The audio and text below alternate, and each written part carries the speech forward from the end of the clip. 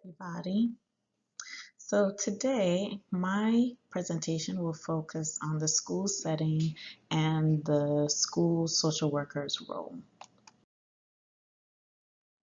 So the population that's served there are students aged 5 to 22, and just depending on if they're seeking a special diploma, if they have learning disabilities, you may have those students who are age 22. And school social workers also serve faculty and staff and the administration as well, principals and assistant principals. And you have different types of school settings, which are traditional public schools, private schools, virtual schools, charter schools, and magnet schools as well. So there are different individuals who are a part of the school setting.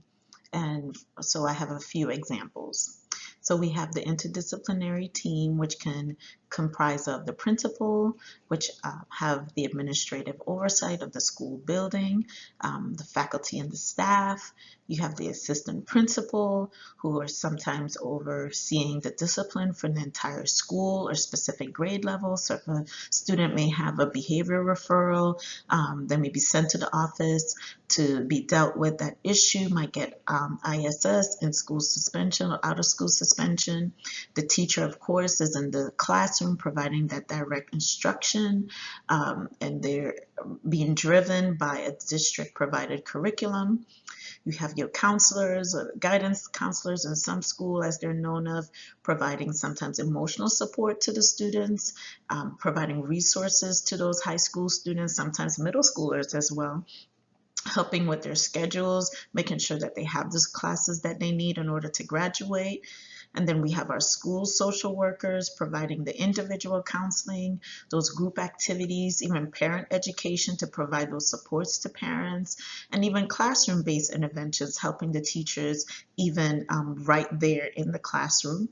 And you have coaches, because not just academics there at school, but also providing that physical aspect as well, overseeing the athletics program. The child might be interested in joining the basketball team, baseball team, volleyball team. And we have our cooks, because our children are there sometimes from early in the morning, so they need that nutritious meal. Sometimes that's the only meal some students receive, breakfast and lunch, so they're preparing and serving the food to our students. So the model that's driving the team, and I found this wonderful quote, which I thought definitely applied, was students are able to learn about positive socialization, confidence, teamwork, and a sense of community. And so it's not just about the academics, but also they're learning social skills. They're learning about confidence. They're learning about how to get along with others. So it's not just academic performance, but it's about personal development.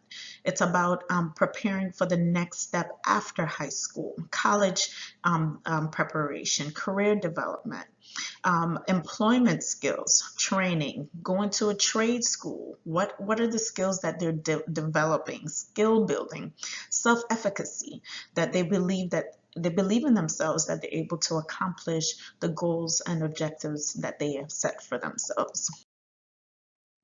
So the role of the school social worker can be very comprehensive, providing crisis intervention. So if a child has expressed that they are wanting to harm themselves, developing intervention strategies to increase academic success, assist them with anger management and conflict resolution skills, providing that individual one-on-one counseling to the students, group counseling, working on improving social interaction skills, once again, and accepting themselves and others, because sometimes we know that can be a very challenging thing, especially at that middle school level and high school, even at elementary as well.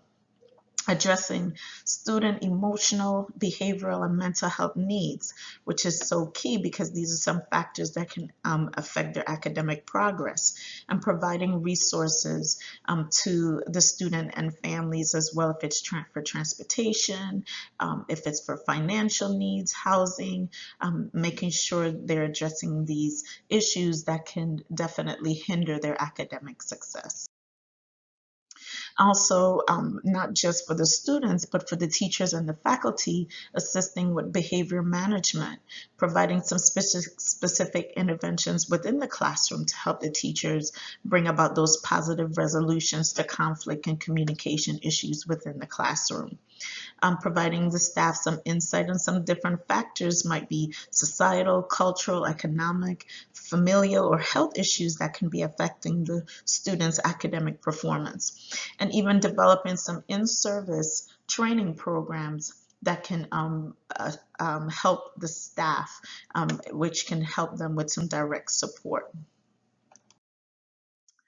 Some skills. It can be a wide range of skills, but I just addressed a few things that I thought that would definitely uh, uh, that would definitely be key skills for school social workers. Communication skills, problem solving skills, assessment skills, of course, cultural competency, empathetic, task oriented, compassionate, being able to build rapport, not just with the students, but also with their team. You have to have team building skills as well in working in the school setting. One of the Florida statutes that I found, the policies under the school for the schools specifically, and it's very comprehensive, was a Title 48, Chapter 1002, K through 12 student and parent rights. And this comes into where our school social workers have to be able to advocate for our students and parents, and they have to be knowledgeable to be able to have that social justice piece and being able to know how to speak on the behalf of our parents. And there's so many different statutes, but I just pulled out a few of them. For example, a parent of a public or private school student will be exempt from health exam based on religious beliefs. So if a parent comes in and say, you know what, based on our religious background, what we practice, I would like my child to be exempt from this. A school social worker will be able to work with that family and be able to advocate on their behalf to the school. Another one here, a parent can make a written request for a child to be excused from reciting the Pledge of Allegiance. Once again, being able to stand up and advocate on their behalf, to be able to say this child has specific rights and this parent and family had specific rights. Upon request, a principal must sell any instructional material used in the school to the parent. So these things are definitely even new policies and statutes that I wasn't aware of, and even for myself as a parent, that these are things that parents should be made aware of, that a school social worker can be able to share with a parent when we're talking about outcomes, what kind of outcomes that the school social worker should be able to see in working with their students and parents. It's all about education. It's all about advocating. It's all about knowledge, being able to share this with their clients, with the students. These policies being put in place, we talk about social justice. This is where us as social workers and the school social worker will be able to stand in the gap for their clients. So economic feasibility, most of the schools, the traditional public schools, charter schools, magnet schools, virtual schools are government funded.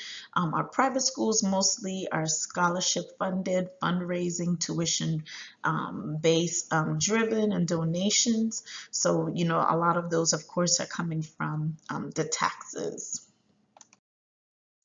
That is the end of my presentation. Hopefully you were able to gain a little bit more insight from the school setting and the role of the school social worker.